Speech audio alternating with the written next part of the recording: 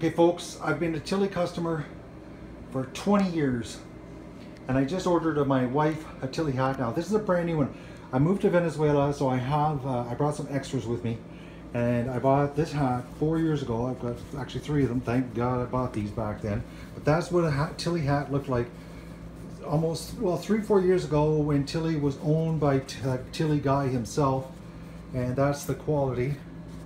High quality stitch, good duck cotton, nice and heavy. This is the exact same hat, 2024. Look at that. Look at how bad a condition it is, and look at how coarse. Like, look at that. It's so cheap. The cloth. It's really like it has no form to it. You know, this one's been crushed in a suitcase for 2 years, and it still has form.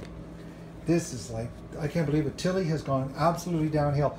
So I think I paid about $65 because I bought like 4 of them before I left the country. This is what they used to be like, and now they're like $100, and that's what you get. Now it's no longer owned by Tilley because, like I said, I know they sold the company. That is unbelievable. That is a $100 hat, folks, and this is what a $60 hat looked like. I think it was about 4 years ago. I bought 5 of them all at once because I knew I was leaving the country. Thank God I did. And I've been a Tilley customer for 20 years. Thankfully, I have enough hats for 20 years, but my wife is not happy with this one because she thought she was getting that, and she got this. So buyer beware now, folks. Okay, I just want to show you the inside of an authentic one. This is the authentic version. They used to have a tag like this one does. It looks like they brought back the ownership tag and the instructions, but it is absolute garbage hat.